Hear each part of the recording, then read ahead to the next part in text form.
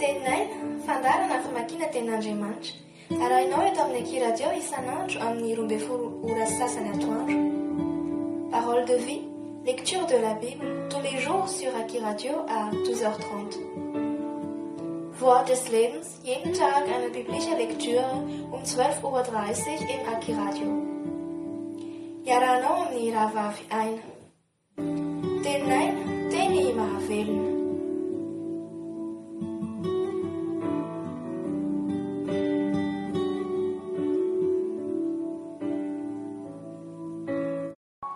Ny filazantsara nosoratan'i Matteo, toko 5.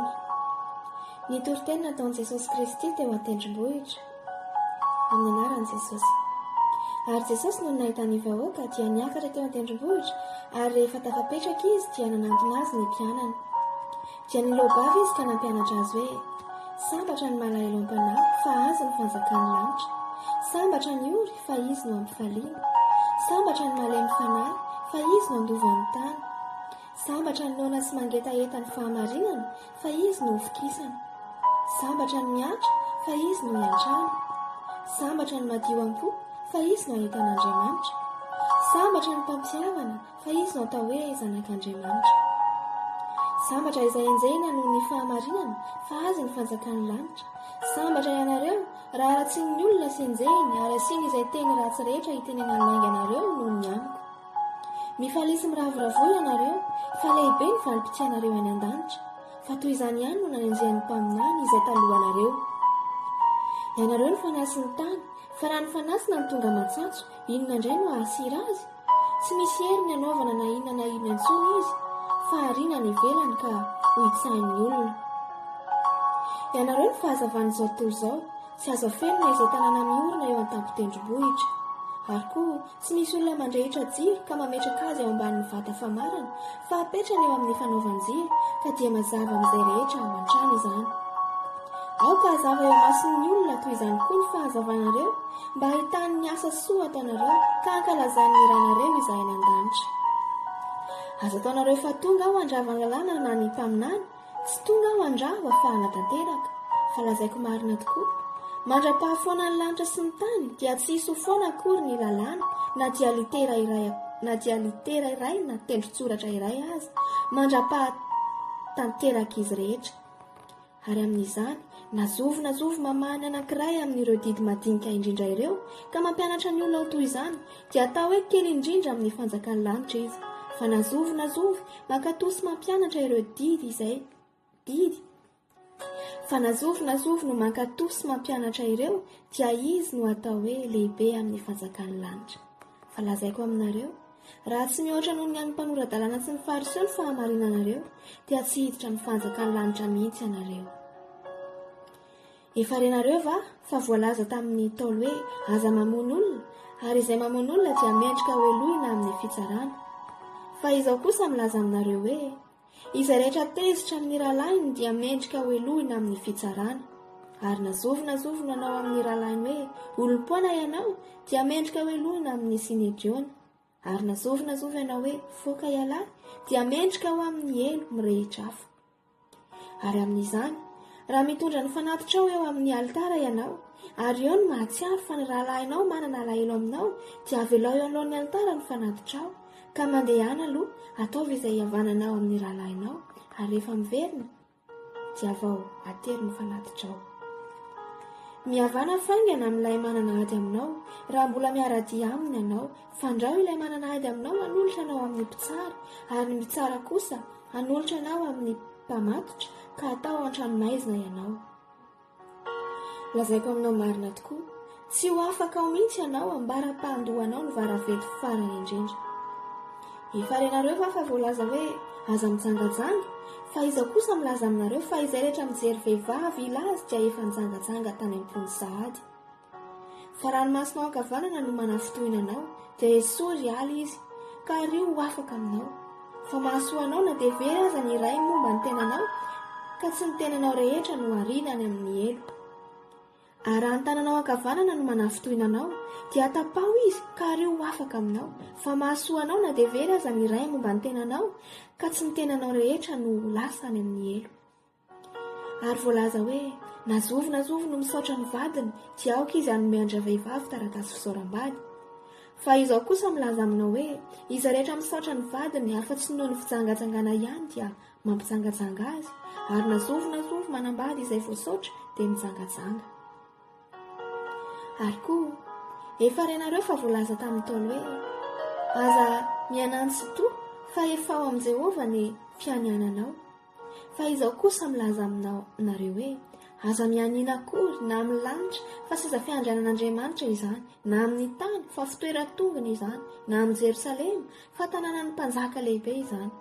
Aza mianena amin'ny lohanao fa tsy mahay mahafotsy na mahamainty na dia singam-bolo iray akory aza ianao. Fa aoka ny teninao eny, tsia, fa izay mihoatra noho izany dia avy amin'ny ratsy. Efa renareo fa voalaza hoe maso solon'ny maso ary nify solon'ny nify. Fa izao kosa milaza aminareo hoe aza manohitra izay manisy ratsy aminao. Fa nazovo no mamely tahamaina ny takolaka ao havanana, atolory azy koa ny anankiray. Ary izay te hiady aminao ka tahaka ny akanjonao, dia velao azy koa ny lambanao. Ary nazovo no hanery anao handeha maily iray, mandehana miaraka amin'ny maily roa.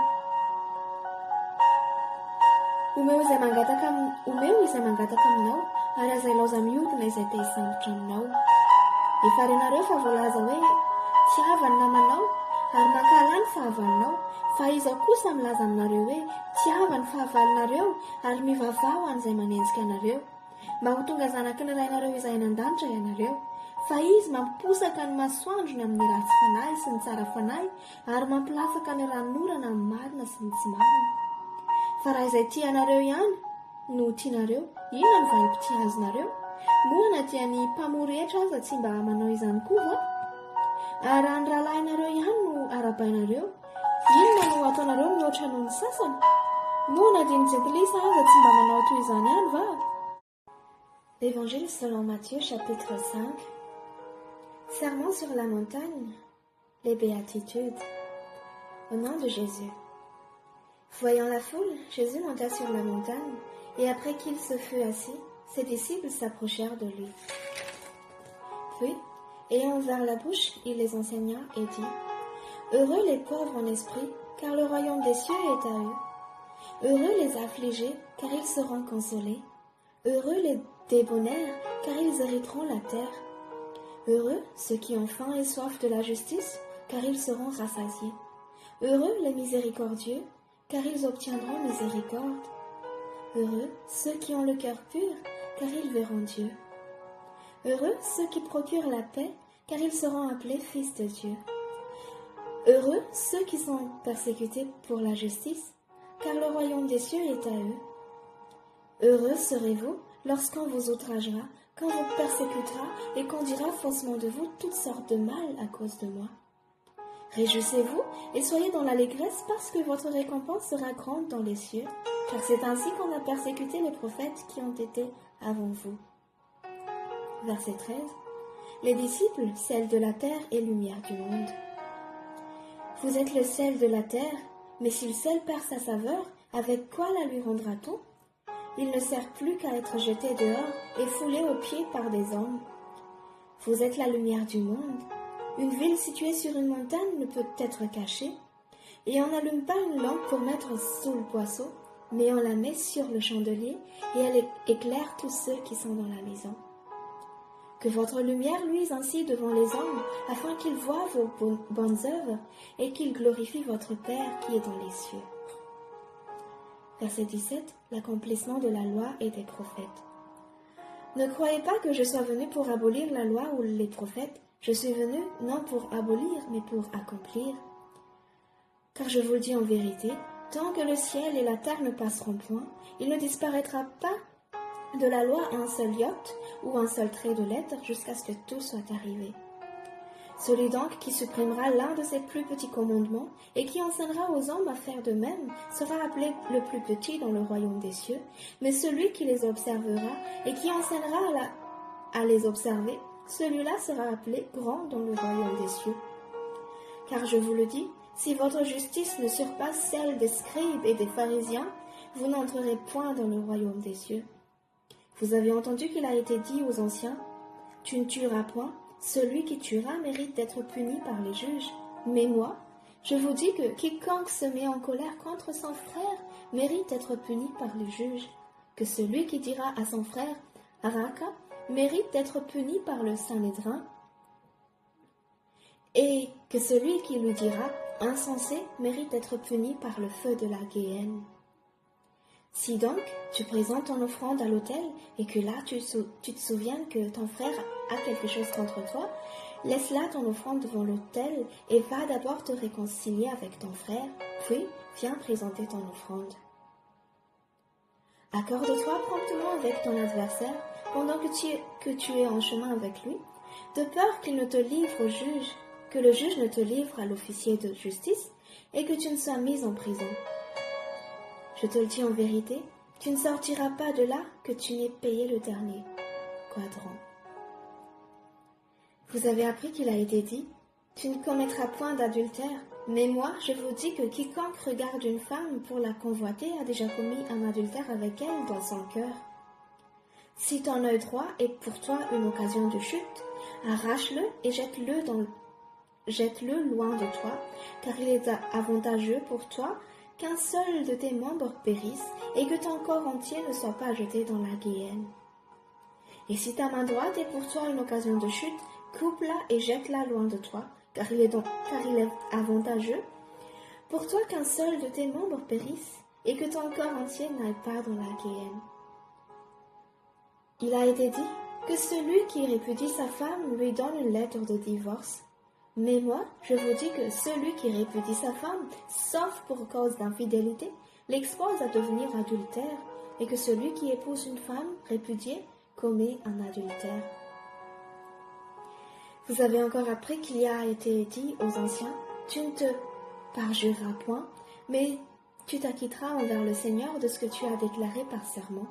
Mais moi, je vous dis de ne jurer aucunement, ni par le ciel, parce que c'est le trône de Dieu, ni par la terre, parce que c'est son marchepied, ni par Jérusalem, parce que c'est la ville du grand roi. Ne jure pas non plus par ta tête, car tu ne peux rendre blanc ou noir un seul cheveu. Que votre parole soit oui, oui, non, non. Ce qu'on y ajoute vient du malin. Vous avez appris qu'il a été dit, œil pour œil, le dent pour dent, mais moi je vous dis de ne pas résister aux méchants. Si quelqu'un te frappe sur la joue droite, présente-lui aussi l'autre. Si quelqu'un veut plaider contre toi et prendre ta tunique, laisse-lui encore ton manteau. Et si quelqu'un te force à faire 1 000, fais-en 2 avec lui. Donne à celui qui te demande et ne te détourne pas de celui qui veut emprunter de toi. Vous avez appris qu'il a été dit, tu aimeras ton prochain et tu haïras ton ennemi. Mais moi, je vous dis, aimez vos ennemis, bénissez ceux qui vous maudissent, faites du bien à ceux qui vous haïssent et priez pour ceux qui vous maltraitent et qui vous persécutent, afin que vous soyez fils de votre Père qui est dans les cieux. Car il fait lever son soleil sur les méchants et sur les bons, il fait pleuvoir sur les justes et les injustes. Si vous aimez ceux qui vous aiment, quelle récompense méritez-vous? Les publicains aussi n'agissent-ils pas de même? Et si vous saluez seulement vos frères, que faites-vous d'extraordinaire? Les païens aussi n'agissent-ils pas de